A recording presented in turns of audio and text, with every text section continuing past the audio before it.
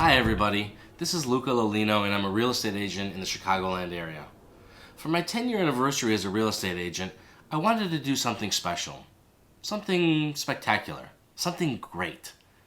So I decided to create the Luca letter. I know it's corny and cheesy, but I'm a real estate agent, so I really don't know any other way. Anyways, the Luca letter is for anybody who wants to get the inside scoop in Chicago real estate. Now, I'm all about what the vibe is. What is the feeling? What's the word on the street? Are sellers getting antsy? Are buyers getting worried? What's going on? Where are the interest rates at? Where are they going? If I'm a seller, how do I make the most amount of money? If I'm a buyer, how do I undercut everybody else and still get the property? Basically, this newsletter, the Luca letter, is for anybody who wants to win, basically. If you want to win, listen to me and subscribe to my channel.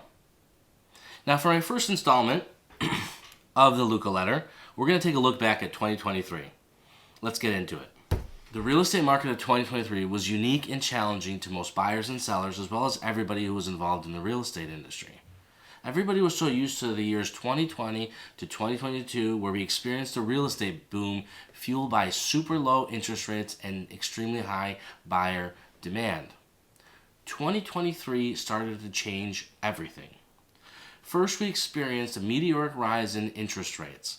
They went from about 3% to 8% in 2022. So in about a year, they increased so dramatically. And in 2023, they remained between 7 and 8%.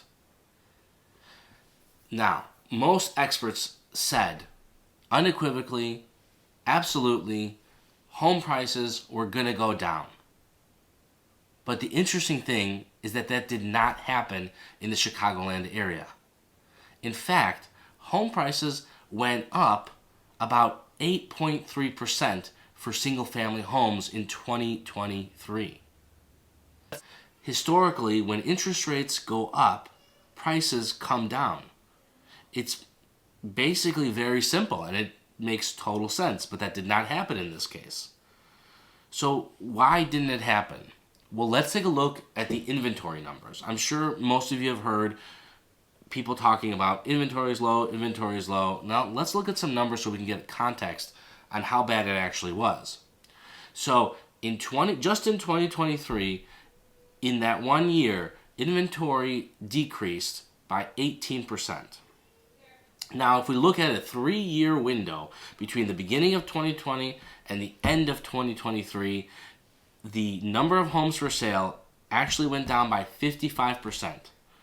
So that means that a home buyer looking today is looking at about half as many homes as were available about 3 years ago.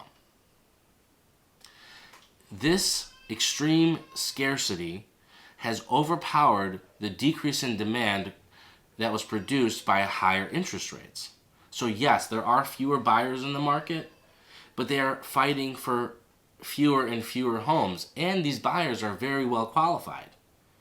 And because they're very well qualified, they're competing aggressively for that small number of homes and keeping the prices up. This is a challenge for buyers, obviously. This also proved to be an interesting psychological problem for sellers as well.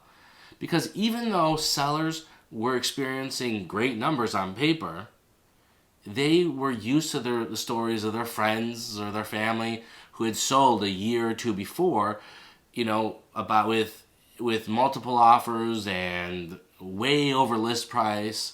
So when they went to put their house on the market in 2023, and even though there were some multiple offers, the exuberance was nothing compared to what it was in the few years before.